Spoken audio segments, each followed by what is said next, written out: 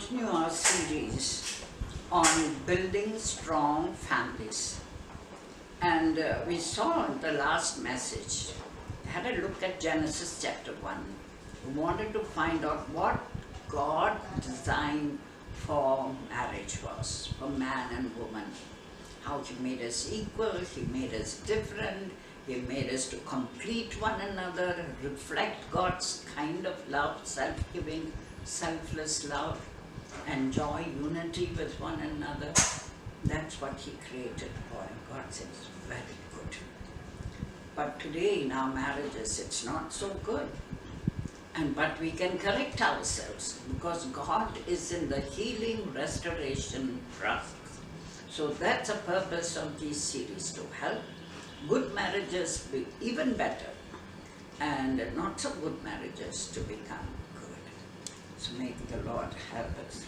Today we're going to I've titled it as God's Purpose for Marriage. We saw God's design, and we look a little bit more on what God's purpose is. So let me read to you. I'm not going into the creation of man and woman, how He took man from the dust of the ground, He took woman from the rib of the man. So He is just part of Him, integral part. And Adam says, bone of my bone and flesh of my flesh. He burst into song when she saw this beautiful creation of a woman that God had given to him. And God does 3 commands to this very, very happy couple, so pleased with one another. And God looks at them and He says, therefore, a man shall leave his wife. Why is that therefore there? Just before that, Adam is almost burst into song. This is now bone of my bones, flesh of my flesh. She shall be called woman because she was taken out of man. And then, therefore, a man shall leave his father and mother, cleave to his wife, and they shall become one flesh. 3 things. Man shall leave his father and mother, they shall cleave to one another, and they'll become one flesh. These are commands, 3 commands. If we are practicing that in our life, we are for good, for God's purpose for us. But if we are not, then we are in trouble. So let's look at these 3. Leaving, cleaving, and become one flesh. Now, leaving part of it. He says, the man shall leave his father and mother.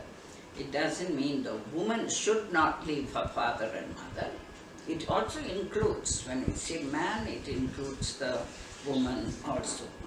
Leaving includes the physical leaving. You go separate, apart from your parents into a home where you build for yourself.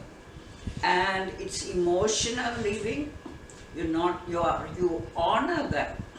You still are loving towards them, but you are not closely attached to them. And financial living. So we have physical living, emotional living, and financial living. So these mean that we have to be independent of parents' control. Parents should not try to control their newly married son or daughter. They have trained them, they have taught them. Now they should release them and let them go to build their own life together. This has to be done in context. This doesn't mean that the young couple disrespect, dishonor, don't have regard for their parents. Oh no. But it simply means that they need to honor their parents, because that's the commandments. Honor your father and mother, not till you get married, but all the days of your life. So that commandment stands. So you honor your father and mother, you respect them, you bring joy to them, and fulfill your responsibilities for them. financially, emotionally, in whatever way you can help them as they grow older, you still relate to them. But beware of over-dependence. You shouldn't become too dependent on them, physically, emotionally, or financially. So, what are the hindrances to living we have? One is our culture. Our culture, in the olden days, we used to have joint families, which was very good in many ways, where the father continues to be the head of the family and the mother looks after the general household, and these two continue to be like children. So that was the old context. I saw a graphic yesterday, and the mother-in-law is trying to dominate and trying to, talk to her daughter-in-law about how to handle her children. So she turns back and she says, "You let me handle my own children, I know how to do it, because I have married one of yours and I tell you he needs a lot of improvement. So let them build their own. When they come to you for advice, then we give it as parents. But if they don't, or if they're doing something very wrong, we can talk to them, advise them, pray with them. But otherwise we need to leave them on their own." So the hindrances to living is our cultures, one, family attachments, dependent on parents for making decisions. I know husbands who even after marriage, for any big decisions he has to make, he runs to his father and discusses with him for the decisions he has to make. Now, consulting the father for advice is okay, but he has to discuss these issues with his wife first. And for input, if they want, then they consult their parents. We also find they're financially, now they're just building a home, they have a lot of financial needs, and so they run to their father, mother to help them with their financial needs, which you manage with what you have, the young couple. What you earn, you manage with that. You don't have to overspend and continue to live lavishly. Then there is emotional dependence, especially when you are in conflict. I know women who, when they fight with their husbands, they go crying to their mother and they go off and stay there with her for a few days. And this also, there are conflicts. We'll be dealing with this later. What causes conflicts? How do you resolve conflict? We have to learn to do this by ourselves. So that's living. The second is cleaving. It's a commitment. Cleave, that word, Hebrew word, means stick together like glue. If you put this glue together, it's stuck. And if you want to separate it, the two pieces that are glued together, both get damaged. They are torn. And that's what happens. The word cleave is not a light word. It's a deep commitment, a covenant commitment to stick to one another no matter what. You choose to receive your mate, your husband or your wife as God's provision and God's gift to you, and be thankful and learn to work together.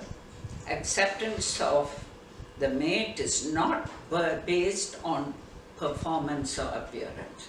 You don't accept your mate, we'll deal with this later also, not because he is performing well, earning well, doing well. No, you accept him for who he is, or accept her for who she is. Or for appearance, because he's handsome, smart, you accept him. No, whatever he is as is. And a wife, whether she's dark and not so good looking, it doesn't matter. You receive her as God's gift and provision for you.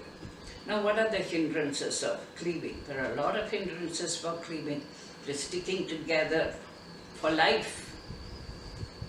It's our natural differences. We have, one is impatient maybe, and the other is very patient. The one that has difficulty making decisions, and another one may be very impulsive, another one may be slow and very steady in the decisions that are taken. One is over-talkative, talks a lot, and the other is a silent introvert, doesn't speak so much, non-communicative. Then one may be disorganized, throws things around, clothes, papers, things, and the other is very organized, likes everything to be neatly put. One may have a critical spirit, everything you do, you criticize, you find fault. The other one may tend to be more accommodative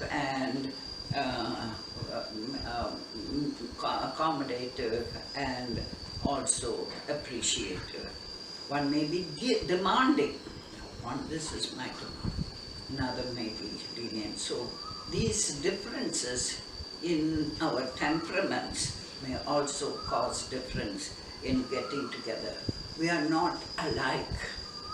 We are different. And so our background, our upbringing, our preferences, our males are different, females are different, we're made differently.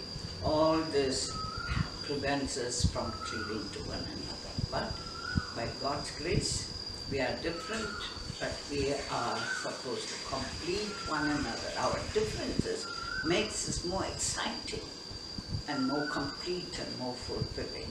So then the third thing is becoming one flesh. I'll deal with this more in the next, but it simply does not mean only physical oneness, sexual relationship, where you become one flesh, but it also refers to every aspect of your life and personality.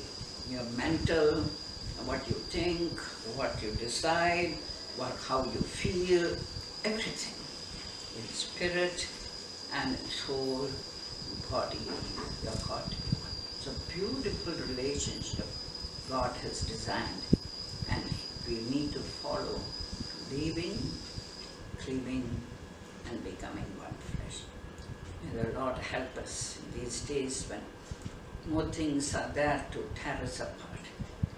Help us to claim your promise and obey your guidelines to live for our joy and for your glory in Jesus.